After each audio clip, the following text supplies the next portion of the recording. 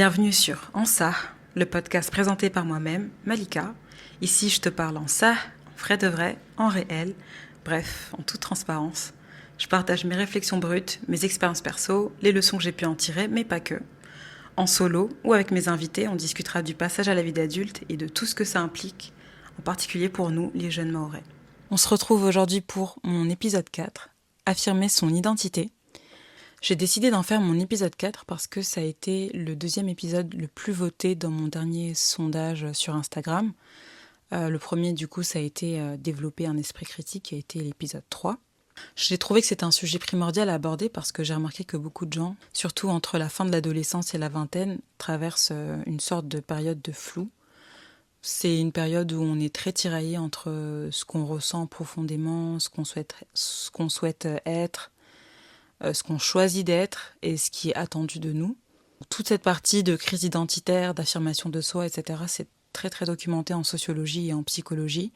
En anglais, en plus du terme authentic, ils ont une expression que je trouve hyper précise et qui n'a pas de vraie équivalence en français. C'est le mot unapologetic. Unapologetic, c'est composé d'un préfixe négatif qui est un, qui signifie absence de, et apologetic, c'est dérivé du mot apology, et ça signifie présenter des excuses. Donc, quand on utilise le terme unapologetic, souvent c'est quand on parle de être soi-même sans s'excuser, sans chercher à plaire à tout prix.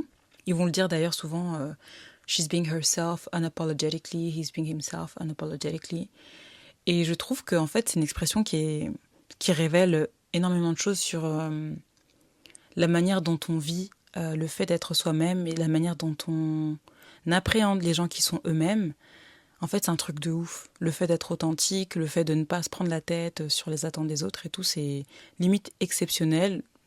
Et c'est ce qui justifie qu'il y ait une expression spécifique pour désigner ça. Et je trouve ça ouf parce que pour moi, je me dis, bah oui, logique, je suis moi-même, mais je suis pas honteuse, ou en tout cas, je me sens pas honteuse d'être moi-même. Mais en fait, par défaut, j'ai observé que c'est tellement pas la norme de se comporter sans avoir honte de ce qu'on aime, sans avoir honte de ce qu'on est.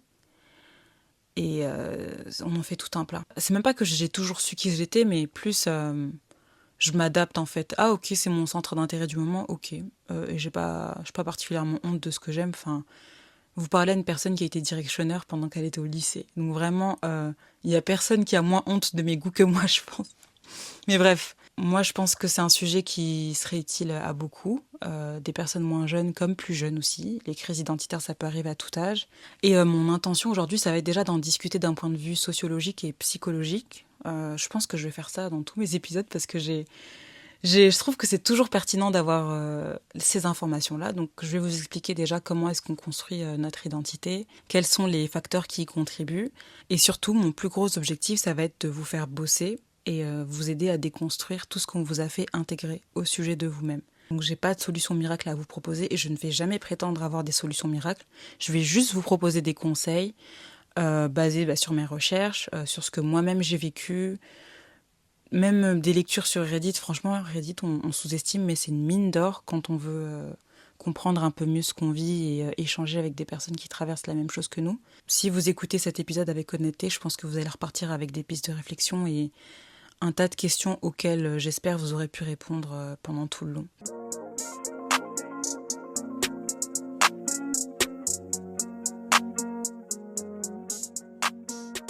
Donc je vous disais, avant de parler d'affirmation de son identité, essayons de comprendre comment est-ce qu'elle se construit déjà cette identité.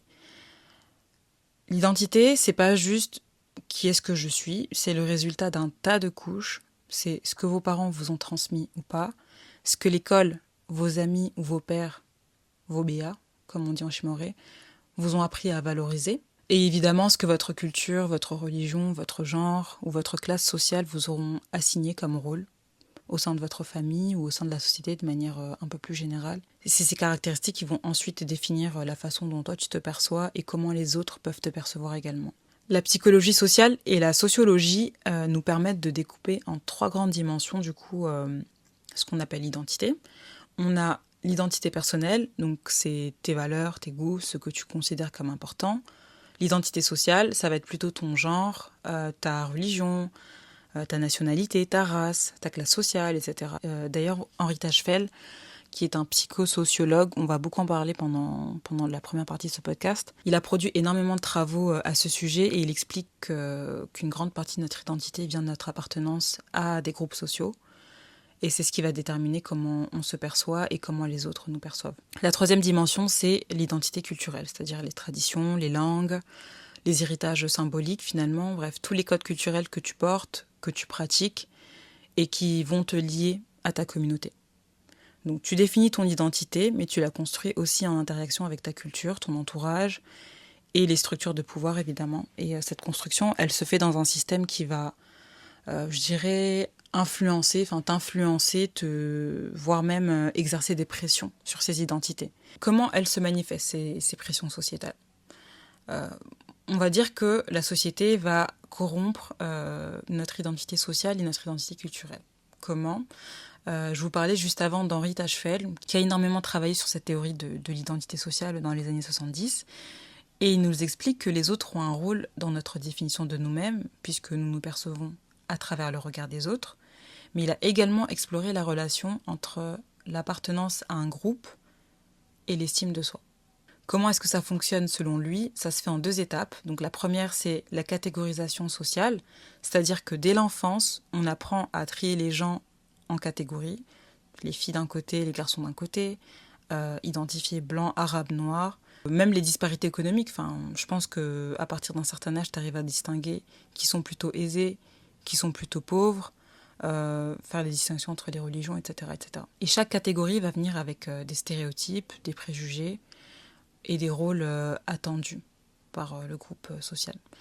Et la deuxième étape, c'est l'identification sociale, c'est-à-dire que petit à petit, on intègre ces catégories. On va adopter l'identité du groupe auquel on appartient ou auquel on souhaite appartenir.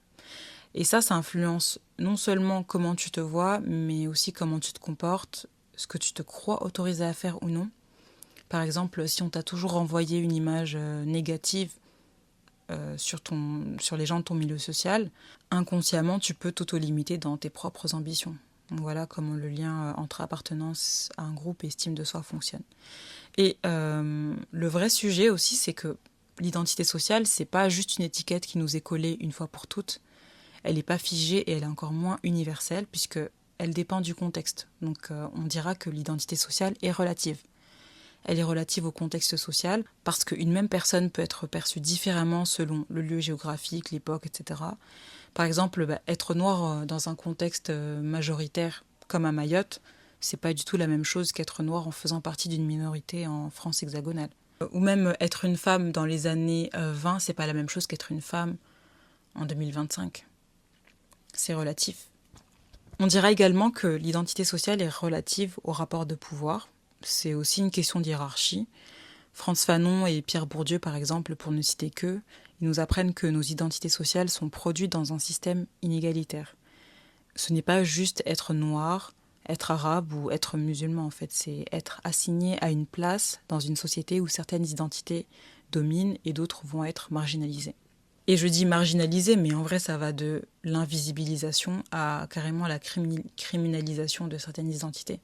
On sait, je pense que j'ai pas besoin de faire un dessin. Donc ouais, nos identités sociales sont façonnées par des rapports de domination. Et enfin, les identités sociales sont relatives au regard des autres parce qu'on ne se construit jamais seul. On se voit à travers les yeux des autres et souvent on finit par intérioriser leurs projections sur nous-mêmes.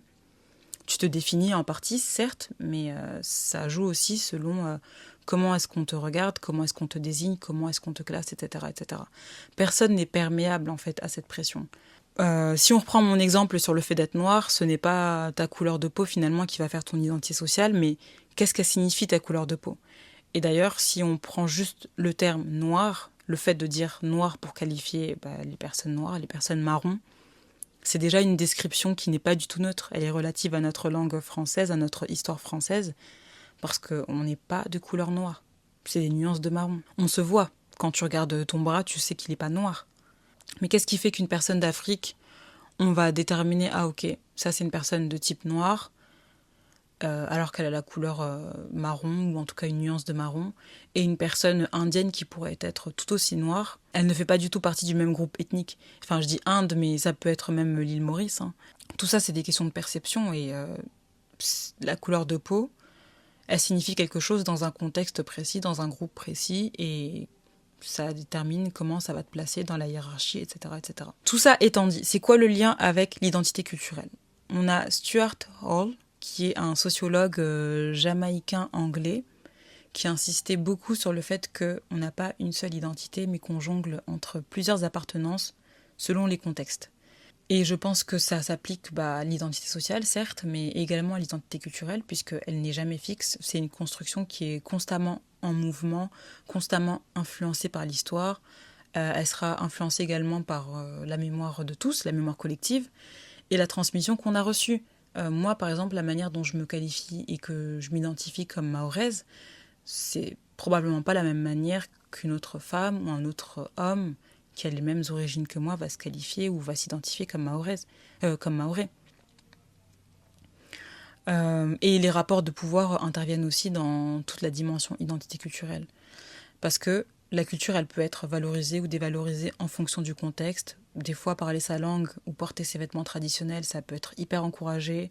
Ah ouais, stylé, nanana, c'est une richesse de ouf. Et dans d'autres situations ou dans d'autres contextes sociaux, ça peut être perçu comme un frein à ton intégration. Donc, bon. Je voulais parler d'ailleurs de l'identité culturelle mahoraise, mais en fait, je trouvais que ça méritait carrément d'en faire un podcast entier. Déjà parce que j'ai fait des recherches sur Internet. J'ai pas encore regardé dans les bibliothèques et tout, mais franchement, pas grand-chose. J'ai commencé à rédiger selon ma perception, mais j'ai trouvé que, en fait, je suis pas légitime pour parler pour tout le monde. Il faudrait que je le fasse avec au moins un ou une invitée et que j'ai je sais pas comment dire, genre un scope un peu plus large, quoi, que j'ai accès soit à des livres qui en parlent ou j'en sais rien. Donc, je garde ça dans ma tête, je l'ai noté dans ma liste d'épisodes. Et dès que j'ai fait un peu plus de recherche à ce sujet, on peut en discuter. Du coup, pour finir sur l'identité sociale et l'identité culturelle, on a vu que ou plutôt nos identités ne se construisent pas toutes seules. Et ça, c'est important de le comprendre parce que ça explique aussi ce problème de crise identitaire. Tu as grandi dans un environnement plein d'attentes, plein d'injonctions, et pour pouvoir intégrer un groupe identifié, tu as forcément dû t'adapter. Si en plus de ça, ton contexte social n'est pas resté le même toute ta vie, forcément, tu as dû changer de stratégie à chaque fois pour être sûr de ne pas te trouver en marge, te conformer aux nouvelles attentes, etc. etc. C'est un cycle vicieux, en fait. Ce que même, ça rajoute une difficulté supplémentaire parce que, par exemple, si je reprends cette histoire d'être noire, moi, je me suis jamais perçue comme noire quand j'étais à Mayotte. Enfin, je suis avec des gens qui me ressemblent. Je sais que je suis noire parce que j'ai vu des blancs, j'ai vu d'autres ethnies. Mais j'ai pas... on va dire, j'ai pas compris ce processus de racialisation. Je suis noire comme j'aurais pu être autre chose, j'aurais pu être métisse, nanana. Quand je me suis retrouvée dans un petit bled là, Saint-Nazaire, vous inquiétez pas que j'ai compris que j'étais noire. J'ai compris le poids que c'était d'être noire en France et j'ai compris surtout la place des noirs en France dans la hiérarchie, quoi.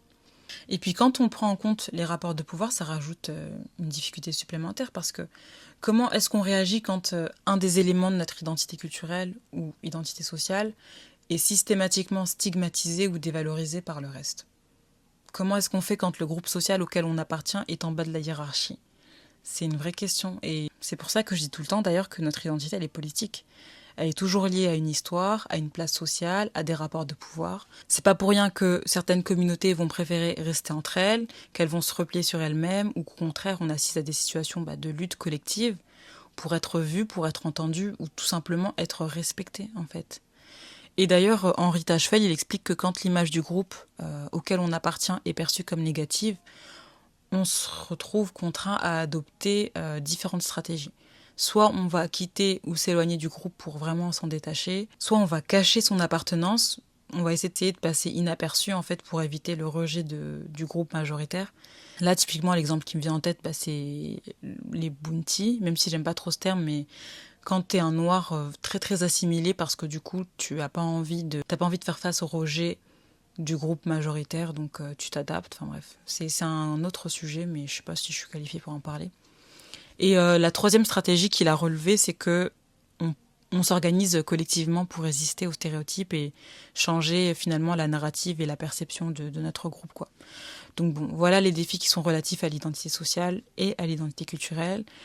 Mais si ça ne tenait qu'à ça, j'ai envie de dire que ce serait simple. Franchement, la vie, elle serait pas si compliquée. Tu trouves un groupe qui te ressemble, tu restes qu'avec les gens avec lesquels tu partages une même origine et là, c'est bon. Plus de problème identitaire. Sauf que on se rend compte que la pression, elle ne vient pas seulement de l'extérieur, mais elle agit aussi à l'intérieur même de nos communautés, de nos familles. Et en fait, en tant qu'individu, on a chacun une identité personnelle, en plus de l'identité sociale et culturelle dont je vous ai parlé juste avant. Ce qui fait que tu peux être entouré de gens comme toi, même origine, même religion, même classe sociale, etc., et quand même subir une pression sociale supplémentaire. C'est là qu'il y a un conflit entre l'identité collective, c'est-à-dire l'identité du groupe, et l'identité personnelle.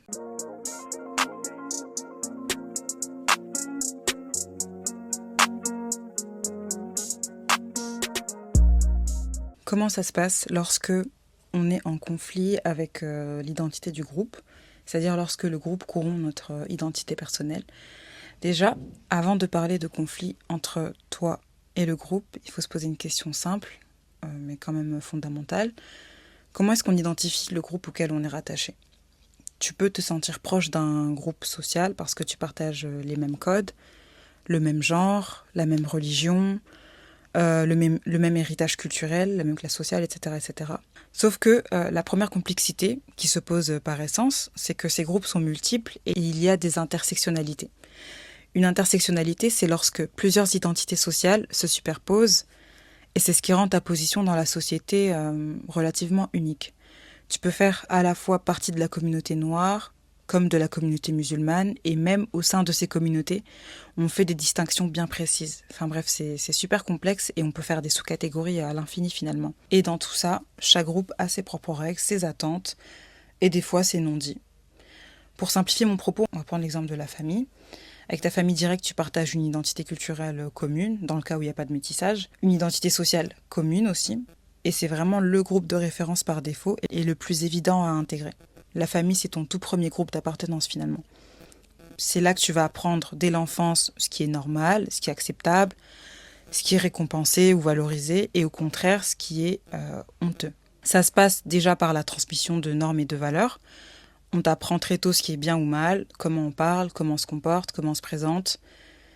Et ça passe aussi par les rôles familiaux qui sont assignés. Dans chaque famille, les membres prennent des rôles.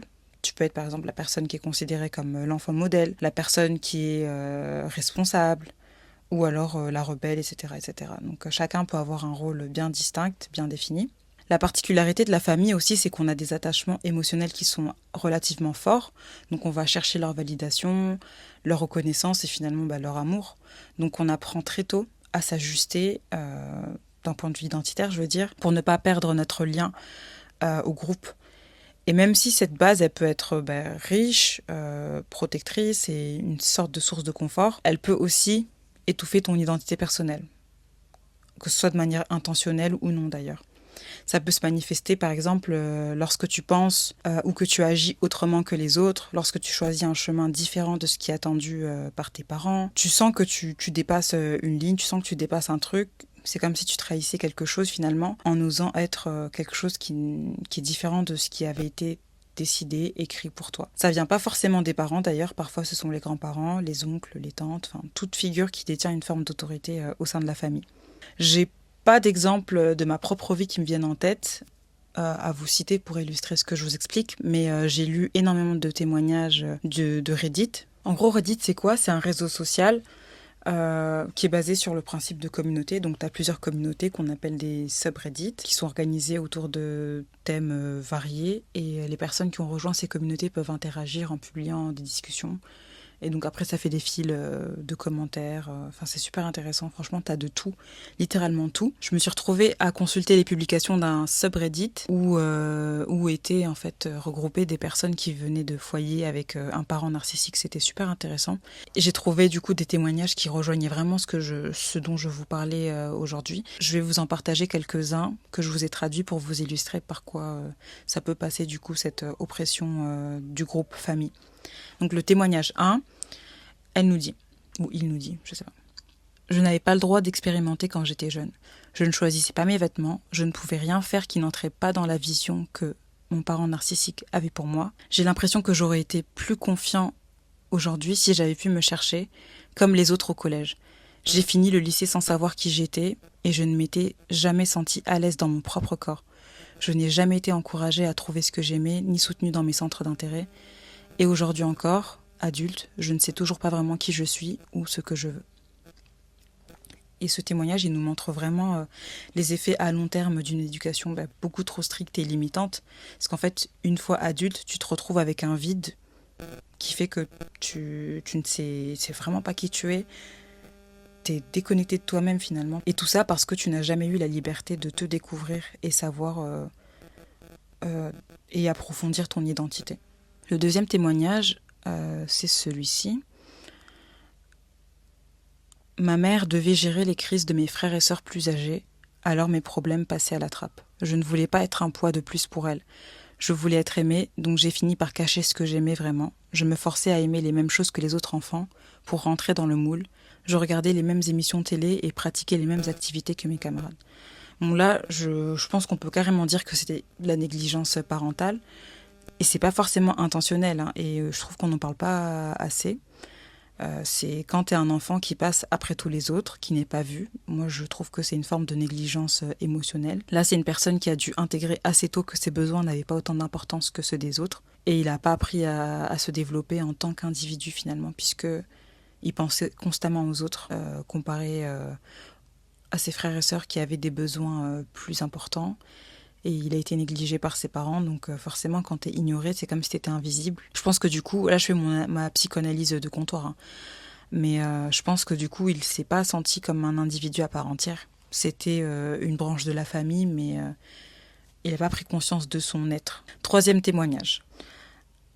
Moi aussi, j'ai toujours été rabaissée pour ma personnalité et mes passions.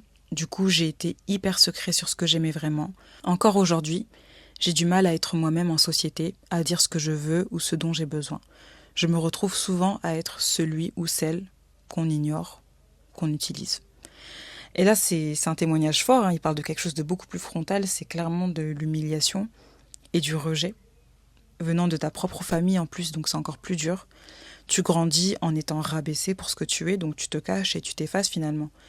Et en fait, on ne peut pas en vouloir aux personnes comme ça, qui ont vécu ça, plutôt parce que c'est une stratégie de survie, pour ne pas se faire remarquer et ne pas nourrir les moqueries des autres. C'est super dur à vivre. Ces trois témoignages, je pense qu'ils illustrent bien la difficulté, à différents degrés bien sûr, de se retrouver dans une situation où tu viens à t'interroger, en fait, est-ce que j'ai le droit d'être moi ? Est-ce que j'ai le droit d'être moi, même au sein de ma propre famille ? Est-ce que j'ai le droit de penser autrement ? Est-ce que j'ai le droit d'aimer différemment ? Est-ce que j'ai le droit de m'exprimer finalement sans me sentir en faute, sans me sentir de trop ? Quand tu te retrouves dans cette situation, il y a deux choix auquel tu es confronté. Soit tu choisis que tu vas vivre comme tu le sens au risque de créer du conflit, dans le pire des cas, ou d'être mis à l'écart et de rompre le lien avec ta famille, ou avec le groupe de manière plus générale. Ou alors tu vas suivre l'identité qu'on t'a assignée et c'est tout aussi difficile. C'est une forme de violence envers toi-même en fait. Tu vis dans le mensonge et dans l'autocensure constant, voire tu finis presque par oublier qui tu es vraiment. C'est très compliqué. Erik Erikson a théorisé le concept d'ailleurs de identity versus role confusion du rôle, dans un modèle des 8 stades du développement psychosocial. Il a publié ça dans les années 50. Donc selon lui, à l'adolescence, on traverse la 5e étape qu'il appelle identité vs confusion des rôles. En gros, c'est le moment où tu dois construire ton identité personnelle et tu as envie de te dire je sais plus ou moins qui je suis, ce que je vaux, etc., ce que je veux. Mais sauf que si on t'a jamais laissé la liberté et l'espace pour explorer librement, tu risques de t'accrocher à des rôles qui te sont imposés. Ou de te rendre compte à quel point t'es confus finalement parce que rien de tout ce à quoi tu t'es identifié jusqu'à présent ne te ressemble vraiment. Et pour Erikson, la réussite de cette étape, elle est vraiment cruciale parce qu'elle va déterminer en grande partie la stabilité émotionnelle, relationnelle et même sociale une fois qu'on sera adulte. C'est une étape du coup fondatrice. Et si elle a été bâclée ou qu'elle n'a pas du tout eu lieu, on risque de se réveiller assez tardivement après avoir construit et investi dans des choses qui n'ont plus du tout de sens pour nous une fois adulte. Après, je tiens quand même à dire que ce processus de remise en question, il ne concerne pas seulement les adolescents et Et pas seulement les personnes qui ont grandi dans des environnements stricts, violents ou oppressifs. Même si on a grandi dans un environnement bienveillant, ouvert, etc., qu'on n'a jamais eu de conflit majeur avec nos familles, nos communautés, on peut se réveiller avec ce sentiment. Moi, je l'ai vécu, j'en ai parlé brièvement dans mon épisode 2. J'ai changé après une énorme remise en question. Ça s'est pas fait du jour au lendemain, mais c'était assez soudain quand même. Et c'est normal, ça fait partie de la vie, c'est même très sain parce que rien n'est figé et surtout pas l'identité.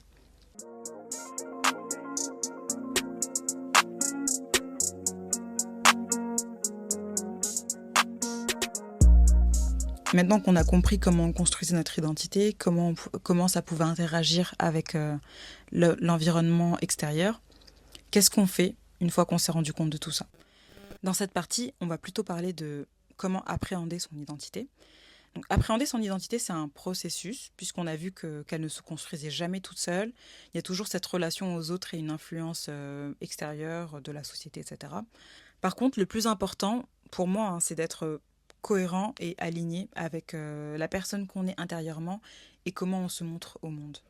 Et si cette cohérence, elle est perturbée, que ce soit par les injonctions sociales, les rôles qu'on t'a imposés, etc., tu risques de tomber dans une grosse confusion. L'objectif, c'est vraiment de ne pas tomber dans cette confusion. Donc, il faut qu'on trouve ce qui nous permettra de ne pas être en décalage permanent avec ce que tu veux bien montrer ou comment tu es perçu et qui tu es en vrai de vrai, en fait. Donc, il faut développer une confiance en nous-mêmes. Et cette confiance, elle doit être suffisamment forte pour ne pas te laisser... pour ne pas se laisser aspirer par les nuisances de ton environnement. En gros, considère que les injonctions de la société, la pression de ta famille, le capitalisme, le regard des autres, tout ça, c'est du bruit. Et toi, tu vas être concentré, tu vas être focus. Donc, on coupe tout, on fait le vide. Ça peut se traduire par le fait de diminuer ou couper sa présence sur les réseaux sociaux, par exemple, rompre les liens ou en tout cas diminuer les échanges avec les personnes qui ont joué un rôle dans cet effacement de soi. Il faut se recentrer. En fait. Pour les croyants, c'est le moment opportun, je pense, pour se plonger dans sa religion et avoir une grosse réflexion sur sa pratique, la raison pour laquelle on est présent sur Terre. En fait, il faut que dans ta tête, tu sois comme si tu étais en Do Not Disturb, en ne pas déranger. Une fois que tu fais ça, c'est le moment de bosser. Vient le moment de travailler, il faut se mettre au boulot. Là, d'ailleurs, je vais vous proposer une sorte de visualisation active. Donc, prenez une feuille, un stylo si vous pouvez, ou alors ouvrez votre application de notes. Mais vraiment, prenez le temps, posez-vous. Ok, stylo en main, feuille en main ou application de notes ouverte, on commence. Je vais vous poser quelques questions. Tout ça, ça part dans un processus de découverte de soi. Donc, essayez d'être vraiment honnête avec vous-même quand vous y répondez. Personne ne va lire après vous, ce ne sera pas évalué, personne n'est là pour vous juger. C'est vraiment entre vous et vous-même. Donc, on commence par l'exploration. La construction de l'identité, ça commence toujours par une certaine exploration. Les premières questions. Donc, là, on parle de la personne que vous êtes vraiment. Donc, quelle version de toi as-tu ignorée pendant une longue période ? Quelle partie de toi n'existe que quand tu es seul ? Même quelle version de toi est étouffée dans certains contextes, que ce soit contexte familial, au travail, à l'école, sur les réseaux sociaux. Une version de toi-même que personne ne rencontre, que tu dissimules consciemment ou inconsciemment. Ça peut être par exemple la version créative de ta personne, celle qui aimait écrire, dessiner ou juste beaucoup rêvasser et imaginer des choses. Peut-être que tu as une très grande imagination. Peut-être que tu as une très grande imagination, une imagination débordante, mais que tu l'as toujours restreinte. Ça peut être la version sensible, la version qui ressent vraiment beaucoup de choses de manière hyper intense, mais qui garde tout pour elle, qui essaie de rester impassible pour paraître forte. Ça peut être aussi la version plus réfléchie, celle qui analyse certaines situations avec justesse, mais qui se tait pour éviter les conflits. Ça peut être également la version ambitieuse de ta personne, celle qui aspire à énormément de choses mais qui a très peur d'être jugée, donc elle ne fait rien. L'objectif, c'est vraiment de découvrir qui es-tu quand personne ne regarde. Vous pouvez mettre en pause, moi je vais continuer dans les questions, mais vous pouvez mettre en pause pour rédiger, faire cette introspection. La dernière question, ça va être: qu'est-ce que cette version de toi-même aurait aimé essayer dans un monde où personne ne te juge ? Est-ce qu'elle aurait aimé essayer de nouveaux centres d'intérêt, une nouvelle routine, un nouveau style vestimentaire, qu'importe. Tu ne peux pas savoir tout ça si tu n'as jamais eu la liberté de te tester sans te sentir de, obligé de performer pour les autres, de te sentir observé, etc. Donc essaye d'avoir cette analyse par rapport à tes goûts, tes centres d'intérêt, et vraiment tout ce que tu te serais vu faire, tu te serais vu essayer, mais tu t'es limité au final. Voilà. Ensuite, toujours dans l'introspection, dans l'exploration, parlons des valeurs. Parce que pour moi, il n'y a pas d'identité réelle si on n'a pas des valeurs fixes, des core values. Donc, pour définir tes valeurs principales, demande-toi déjà quelles sont tes priorités. Qu'est-ce qui compte pour toi? Qu'est-ce qui est important? Quelles sont tes priorités? Ensuite, quelles sont les causes, les idées qui te donnent envie d'agir, qui te donnent envie de t'engager, qui suscitent un intérêt tellement fort en fait que ça te donne envie de bouger les choses. Donc, quelles sont ces causes-là? Quelles sont ces idées-là? Et enfin, qu'est-ce qui te touche profondément? Qu'est-ce qui te met en colère? S'interroger sur ces valeurs, et surtout les valeurs non négociables, ça nous permet de construire une identité solide. C'est ça qui va faire que tu es une personne vraie, que tu es une personne authentique. Et je sais qu'il y a un terme en français, mais j'ai oublié. Je je me souviens pas du mot. Je Google ça, hein. J'ai internet, là, je peux Google ça même. Personne de confiance. Ah, c'est bon, je me suis souvenu pendant que j'étais en train d'écrire. Qu'est-ce qui fait que tu es une personne intègre en fait? Pour moi, je pense que c'est une qualité hyper importante. L'intégrité. Vraiment que tu es aligné, que tu défends des choses, que tu dis ce que tu fais, tu penses ce que tu dis et tu fais ce que tu penses. C'est une qualité hyper importante en fait. Tu dis ce que tu penses, t'es pas forcément cash. Moi j'avoue, je suis un peu trop cash, mais tu t'es clair en fait. Il n'y a pas d'ambiguïté, il n'y a pas d'entre-deux. C'est important la nuance, mais tu es ferme sur des valeurs importantes, tu as tes croyances profondes, quoi. Et tu es intègre, tu agis en conséquence, tu fais ce que tu dis. Moi, je pense que c'est la qualité la plus importante, homme comme femme. Pour moi, c'est la base vraiment qui fait que tu es un humain qui se distingue des autres, tu es un humain fiable et qui fait que tu vas arriver à de grandes choses en fait. Franchement, pour moi, l'intégrité, c'est ce qui va faire que tu vas te comporter bien dans n'importe quelle situation. En tout cas, bien selon tes valeurs, parce qu'on n'a pas tous les mêmes valeurs, mais en cohérence avec tes valeurs. Et tu vas jamais te torturer sur les décisions que tu as prises. Tu savais que quand tu as pris telle décision, tu l'as pas fait sous pression, tu l'as fait parce que, ok, moi je pense ça, donc j'agis comme ça. Je pense ça, donc je dis ça.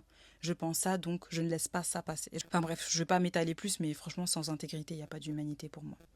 Donc ouais, est-ce que tu es en mesure de définir 3 de tes propres valeurs qui sont vraiment non négociables?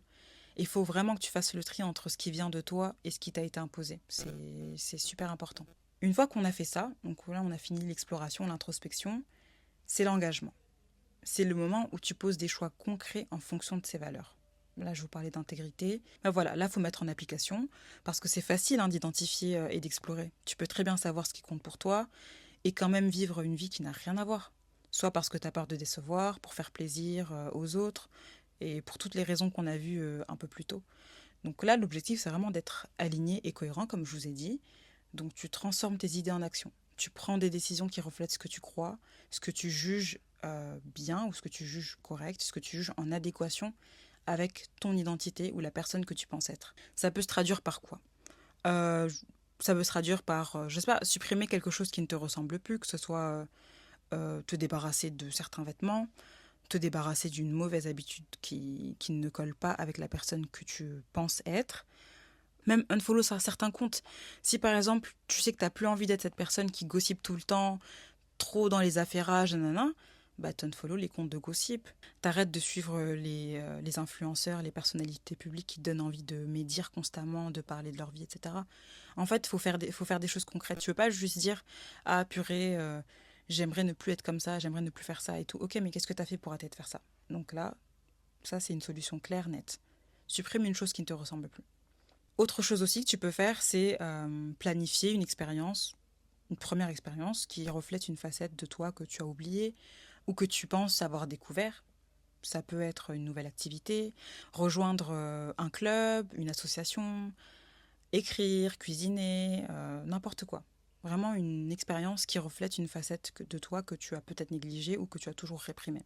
Troisième chose que tu peux faire, toujours pour t'engager et solidifier l'identité que tu penses avoir découvert, c'est de oser communiquer, oser dire une chose que tu retiens depuis longtemps, qui te pèse, quoi. Que tu n'as jamais osé dire, que tu as toujours gardé pour toi. Après, attention, il faut faire le tri entre les mauvaises pensées, des fois même intrusives, et des choses dont vous avez besoin de sortir, dont vous avez besoin de vous libérer pour avancer, évoluer, etc. Donc voilà. On peut carrément faire une checklist en vrai de plein d'actions concrètes à faire pour matérialiser cette affirmation de soi. Mais voilà 3 petites pistes. À vous en fait de décider quand est-ce que vous allez mettre en place cette affirmation de vous-même et que vous allez vous choisir pleinement finalement. Vous allez arrêter de vivre à travers les attentes des autres, les attentes de la société. Ok, dernier exercice. Et après c'est fini avec la visualisation. Qu'est-ce que la version de toi qui a tout réussi, et je parle pas juste de réussir, être successful, enfin avoir réussi sa carrière, avoir de l'argent, non, non, non. La version de toi qui s'est affirmée, qui n'a pas peur d'être vue pour de vrai, etc., qui vit en accord en fait avec ses propres valeurs, avec son identité, qu'est-ce que cette version de toi, elle refuserait de tolérer aujourd'hui? Est-ce qu'elle continuerait à se diminuer, par exemple, avec les gens pour être aimée? Est-ce qu'elle tolérerait d'être dans des cercles qui l'épuisent, qui la rabaissent? Est-ce qu'elle a encore besoin de chercher l'approbation de tout le monde, que ce soit dans la vraie vie ou sur les réseaux? Enfin, là, il faut vraiment être honnête. Qu'est-ce que vous arrêtiez de faire si vous étiez la version de vous-même qui a tout géré, qui est bien dans sa tête, bien dans sa peau, etc. Posez-vous la question, matérialisez-le sur votre feuille ou sur vos notes ou dans vos notes sur votre téléphone et accrochez-vous à cette version de vous. Parce qu'elle existe. Elle existe, cette version de vous, mais il faut juste travailler pour la révéler, il faut travailler pour la rejoindre. Elle est là quelque part, mais vous ne la connaissez pas encore, mais elle est là. Et elle attend juste qu'on la réveille en fait. Donc essayez de vous rapprocher de cette version de vous-même et je pense que vous vous sentirez beaucoup mieux. Voilà pour la visualisation. C'est un exercice qui peut paraître simple, mais franchement c'est une première approche déjà à l'affirmation de ton identité, à l'affirmation de sa personne. Et il s'appuie d'ailleurs sur de vraies bases théoriques. Il reprend les travaux du psychologue James Marcia, qui a prolongé les recherches de Erik Erikson sur la construction de l'identité. Et en gros, selon lui, on ne peut pas vraiment se sentir aligné tant qu'on n'a pas traversé 2 étapes fondamentales. L'exploration, les questions là à propos du soi qu'on a négligé, etc. Et cette phase, en fait, il s'agit de tester, remettre en question ce qui nous correspond vraiment. Et ensuite, c'est l'engagement. C'est là où on fait des choix conscients, on pose des limites, on s'affirme, et surtout, c'est là où on s'engage en fait et qu'on résiste à la pression extérieure. Enfin voilà, c'est hyper intéressant. Moi, je ne vais pas en parler davantage, mais si vous souhaitez approfondir, comme d'habitude, je vous mets à dispo mes ressources dans le lien, soit en description du podcast, soit dans ma bio Instagram. J'ai mis en ligne mes sources et toutes les ressources utiles pour ceux qui souhaitent approfondir après mes épisodes.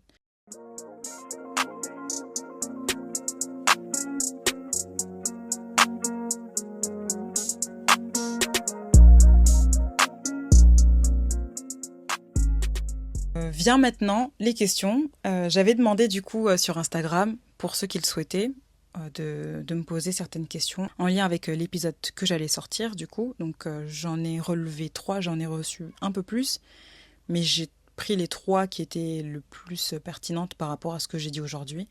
Et peut-être que la suite, je le ferai en story Instagram si besoin. Enfin bref. Donc première question, quelle est la limite pour ne pas blesser la personne en face ? Donc ce qu'elle disait, c'était dans le contexte où on veut affirmer son identité, comment est-ce qu'on fait pour ne pas blesser les personnes qui sont en face de nous ? Je pense que c'est plus dans un cadre familial qu'on pose cette question, parce que, comme on l'a vu plus tôt, quand on s'affirme, c'est des fois dire non ou faire des choses qui ne correspondent pas aux attentes de la famille. Et les réactions peuvent être dures à encaisser, parce que ça peut être des personnes qui vont projeter des choses sur nous, qui s'attendent à ce qu'on agisse d'une certaine façon, etc. Et ils peuvent limite prendre ça comme un manque de respect ou de la défiance. Il y a des parents qui vont clairement prendre ça pour de la défiance. Si on prend un exemple concret, choisir un parcours de vie qui ne correspond pas à ce que ta famille attendait de toi. Je sais pas. Ou même une manière de t'habiller. Par exemple, tu t'es converti à l'islam, tu as décidé que pour être en alignement avec ta foi, tu allais porter le voile. Sauf que ta famille, elle n'est pas à l'aise avec ça. Et c'est pas quelque chose qu'elle te voyait faire, déjà que tu as changé de religion, nanana. Enfin bref, ça c'est un cas d'ailleurs que j'ai souvent entendu de la part de filles reconverties que j'ai rencontrées. Et c'est difficile à vivre, franchement, c'est pas évident. Moi, mon conseil, c'est déjà essayer d'exprimer son choix avec calme, sans rabaisser leurs opinions. Donc, tu t'essayes vraiment un max d'arrondir les angles, voilà, tu expliques que moi, c'est mon choix, ça n'engage que moi, que c'est une version de toi avec laquelle tu es plus à l'aise, et que malheureusement, ils n'ont pas leur mot à dire sur ce que tu fais. Tu comprends que ça puisse les déranger, mais c'est là où tu as posé tes limites, en fait. Tu dis que c'est un choix qui me concerne, ça concerne ma vie. Voilà. Tu essaies d'être vraiment calme, sans être agressive, faut pas s'énerver. Malheureusement, quand on est la personne qui est dans cette position, c'est à nous d'arrondir les angles et essayer de faire en sorte que ceux autour comprennent nos choix, faire en sorte qu'ils ne se sentent pas blessés, qu'ils ne le prennent pas personnellement. Donc bon, c'est délicat, mais ça c'est pour les personnes surtout qui veulent garder les liens, les liens familiaux ou même les liens du groupe bien quoi. Voilà, donc c'est très important de polisser sa communication. Tu leur expliques, aucun mépris. Des fois, dans certains choix, là, il y a un autre exemple qui vient à mon tête, mais j'ai pas envie de vous embrouiller, mais des fois, les personnes qui n'ont pas choisi de faire comme toi, elles peuvent se sentir jugées. Par exemple, tu es arrivé à un stade de ta foi qui est peut-être plus fort, ou en tout cas qui se traduit par un engagement plus fort, et les personnes qui n'en sont pas encore à là, des fois, elles peuvent se sentir méprisées, elles peuvent se sentir visées. Même si tu n'as pas dit, même si tu n'as rien dit de tel, même si tu n'as pas parlé mal des filles qui ne se voilent pas, par exemple, ou des filles qui ne s'habillent pas d'une certaine manière, mais des fois, elles peuvent se sentir attaquées parce qu'elles-mêmes, déjà, elles sont pas à l'aise avec la manière dont elles vivent. Mais tu peux pas contrôler les gens. Tu veux pas faire en sorte que tout le monde se sente bien dans sa peau. Toi, tu as fait ta part, tu as communiqué. Mais t'as une bonne intention, etc. Et c'est tout, en fait. Tu peux pas faire plus. Tu peux pas empêcher les autres de se sentir blessés. Tu peux pas empêcher les autres de se sentir menacés par les choix que tu fais. Même si ton existence, elle sort du cadre que ce que eux, ils avaient prévu pour toi, tu peux rien faire pour eux. Là, tu t'affirmes juste, tu décides ce qui est bon pour toi, sans impacter les autres. Ça peut bousculer, mais voilà, ce sera comme ça. Et c'est très important de rester ferme. C'est très important de rester ferme, surtout les premières fois. Les 2-3 premières fois, quand tu vas faire des choix qui vont un peu bousculer les gens autour de toi, il faut rester ferme et faut leur montrer en fait que c'est pas sur un coup de tête que tu fais telle chose, c'est vraiment une décision réfléchie. Maintenant, c'est la personne que tu pensais être, maintenant c'est ton identité, tu vas te comporter ainsi et en cohérence toujours. Et voilà. À eux d'accepter ou non, mais tu continueras à vivre ta vie, suivre ton cheminement s'il le faut, à être fidèle à tes valeurs. Et c'est tout. C'est tout. Deuxième question. C'était par où commencer quand on est profondément timide. Je trouvais que c'était une question pépite. Franchement, c'est hyper intéressant. Moi, je dirais mon conseil, c'est de faire petit à petit. T'es pas obligé tout de suite de crier partout « Ah voilà, moi je suis comme ça, moi je pense ça, nanana ». Si c'est pas ta personnalité, ne le fais pas. Par contre, petit à petit, quand on te laisse l'occasion de t'exprimer, essaye de montrer « Ah, moi j'aime bien ça ». « Ah, moi par contre, pas trop mon style ». Si tu es active sur les réseaux sociaux, tu peux par exemple entamer des discussions sur des sujets que tu aimes bien. Et ça se trouve, tu vas te rendre compte qu'il y a des personnes qui partagent la même opinion que toi ou qui partagent les mêmes centres d'intérêt que toi. Mais c'est une suite de petits choix. Vraiment, l'enjeu, c'est de juste assumer qui tu es, assumer ce que tu aimes, comment tu te sens, ce que tu souhaites pour toi. Il faut que tu sois à l'aise déjà avec toi-même quand tu es toute seule. Et ça se manifestera petit à petit. Tu auras des occasions en fait de t'engager. On a vu tout à l'heure, on fait l'exploration, ensuite c'est l'engagement.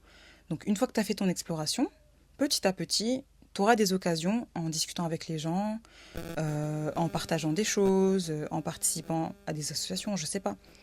Ça, c'est tes occasions pour toi de t'engager et de prendre des actes simples en fait. Et c'est pas compliqué, franchement. Ça va pas te demander de trop te faire violence. Ça peut passer par quoi? Je sais pas, moi, tu donnes ton avis dans un petit cercle avec des amis avec lesquels tu te sens en sécurité.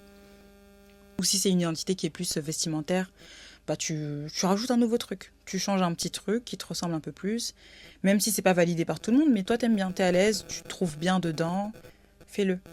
Franchement, comme on l'a vu, l'affirmation de soi, c'est pas être dans la confrontation, c'est juste être clair, aligné avec qui on est, etc. Se sentir à l'aise en fait. Et être ancré avec ce que tu as défini qui était toi. Voilà, je pense que c'est un bon conseil, j'espère en tout cas que c'est un bon conseil. Ok, dernière question. Ça, franchement, ça c'est une question...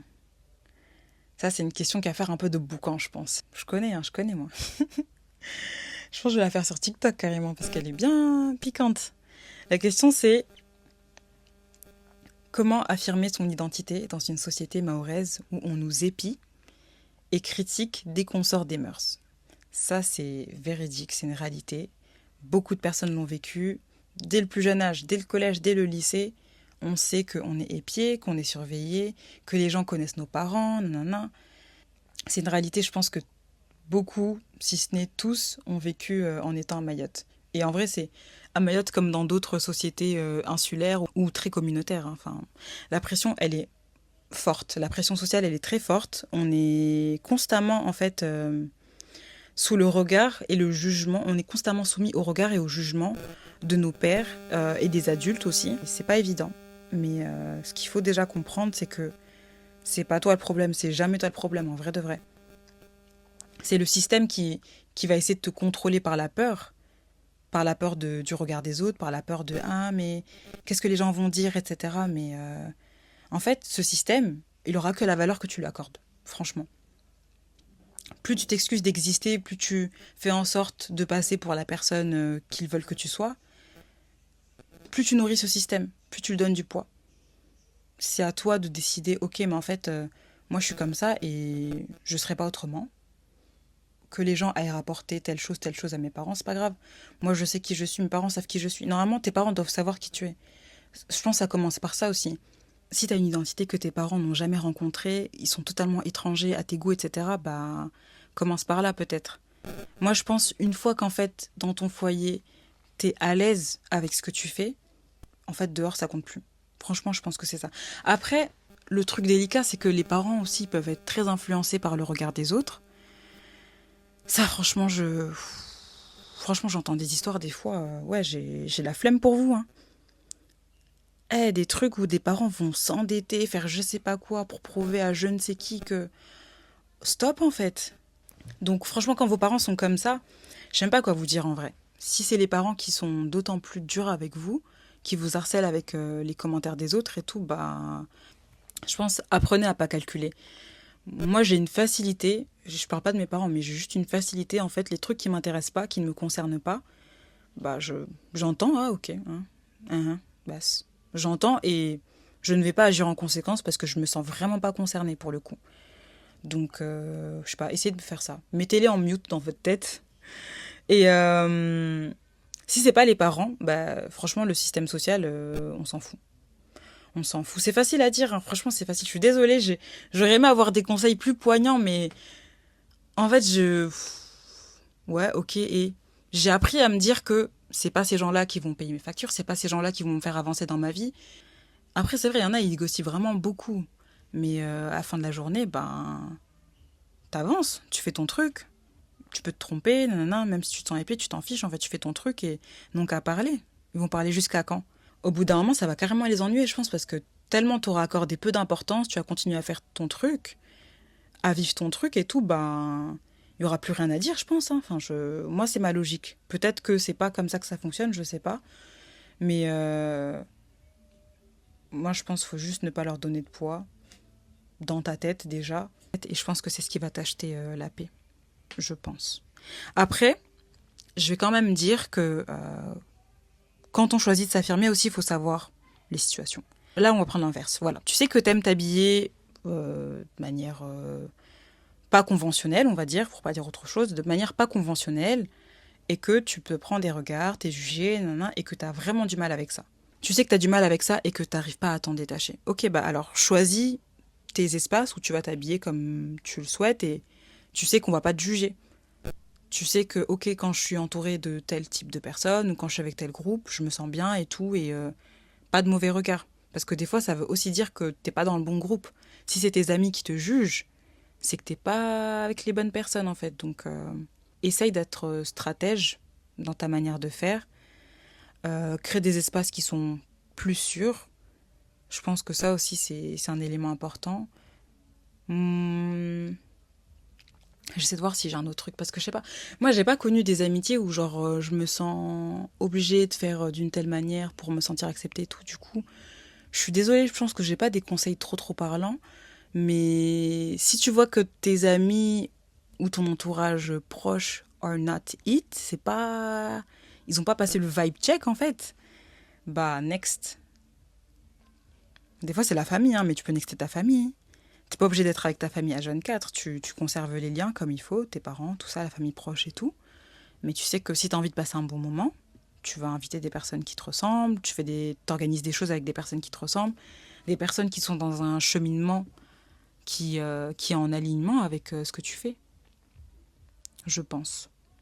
Et aussi, franchement, je pense que je suis pas la première à le dire, mais les personnes qui critiquent beaucoup et qui passent énormément de leur temps à épier, commenter, etc., ce que font les autres, c'est des personnes qui ne sont pas heureuses avec ce qu'elles ont comme vie, voire même qui auraient aimé faire pareil, mais qu'elles n'ont jamais osé. Et donc toi, ton courage, il va les confronter à leur propre blocage, et ça les fait se sentir petits, tu vois. Je pense à la limite, carrément, j'aurais de la peine pour ces personnes, parce que bah, tu vis une vie qu'ils auraient voulu vivre, mais ils se sont jamais donné les moyens de la vivre, ou au contraire, où ils sont juste malheureux des circonstances dans lesquelles ils sont, donc ils ont rien de mieux à faire. Enfin bon, c'est relativement pathétique, donc est-ce qu'on a envie d'estimer l'opinion de personnes pathétiques? Personnellement, non. Hein. Moi, perso, je m'en fous.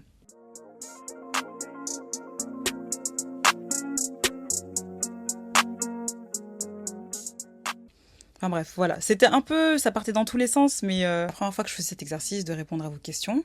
Et j'aime bien, franchement, je trouve que c'est cool et je pense que ce sera utile pour les personnes qui m'ont sollicité, du coup, j'espère en tout cas. Et on continuera ça dans les prochains épisodes, ou même en story, des fois, je pense que je mettrai de plus en plus la boîte à questions pour les personnes qui auraient besoin de certains conseils. Je pense qu'on peut s'arrêter là. Ça doit faire un minimum 1 heure que je suis là. Donc on peut s'arrêter là. Si je devais résumer comment affirmer son identité. Affirmer son identité, déjà, c'est prendre en compte le système qui existe, comprendre le système qui existe et faire avec. Comprendre que, ok, développer mon identité, c'est savoir qui je suis et agir comme qui je crois être ou qui je suis. Et c'est ça qui va faire que t'es en alignement avec toi-même, qu'il n'y a pas de confusion avec tout le reste. Et surtout, faut pas négliger cette étape parce que c'est central pour notre passage à la vie d'adulte. Bon, moi, j'ai déjà 27 ans, hein, mais je vous disais plutôt que les crises identitaires, c'est un cycle, ça revient souvent. Donc peut-être que moi, aujourd'hui, je vous parle comme une personne qui est totalement bien dans ses bottes, nanana, je suis à l'aise avec qui je suis. Mais dans 2 mois, dans 1 an, dans 5 ans, grosse crise identitaire, je vais tout changer encore dans ma vie. Personne n'est à l'abri de ça de toute façon, mais faut juste accepter que cette identité, elle n'est pas figée. Ces identités d'ailleurs, on va dire au pluriel, elles ne sont pas figées. On décide qui on est, on décide comment on se présente, toujours en comprenant comment le monde autour y fonctionne, comment ces identités, elles sont appréhendées, comment notre place dans la société, elle est appréhendée, et on fait des choix en conséquence. Tu sais que le contexte social, il tangue vers ça, mais que toi, tu n'es pas en alignement, bah peut-être change d'endroit, change d'environnement. Et surtout, le risque, bah, quand on est jeune, c'est d'être coincé dans une confusion permanente. Confusion entre ce qu'on t'a assigné, ce qu'on a toujours attendu de toi, ce qu'on te pressurise à faire, etc. Et tes vrais désirs, tes vraies ambitions, etc. Prenez le temps, en tout cas, de vous laisser vivre, de vous exprimer, d'explorer qui vous êtes, de vous engager aussi, parce que si on ne s'engage pas vis-à-vis de son identité, bah, y a une confusion. Et si on s'engage sans explorer son identité, on vit avec une fausse identité. Voilà. Donc il faut faire les deux. Et aussi, accepter que ces identités, elles peuvent être multiples, qu'on a le droit de changer, qu'on peut porter plusieurs étiquettes. Tu peux être intéressé par la photographie et en même temps être intéressé par la science et en même temps être une personne très engagée dans les luttes sociales, etc. Tout ça, c'est des choses qui ne sont pas en conflit. Et au contraire, c'est le fait d'explorer toutes ces facettes-là qui vont nous rendre uniques et pas juste vivre en fonction de ce que la société nous dit qui est cool en ce moment, etc. Ça, j'en ai pas parlé d'ailleurs, le capitalisme. Je l'avais intégré dans mon script de base, mais je me suis dit qu'en fait, ça mérite un épisode bonus entier pour faire suite à celui-là et qui va être plutôt focus sur l'impact du capitalisme sur notre construction de notre identité. Voilà, c'était tout pour cet épisode. Comme d'habitude, j'aime bien entendre vos retours, donc n'hésitez pas à m'envoyer un message, commenter aussi si vous êtes sur YouTube ou sur d'autres plateformes. Commentez, faites-moi part de vos retours. Qu'est-ce que cet exercice a suscité en vous? Est-ce que ça vous a fait du bien, cette introspection, tout ça? J'aimerais bien entendre ça. Dites-moi d'ici là, prenez soin de vous et à très bientôt.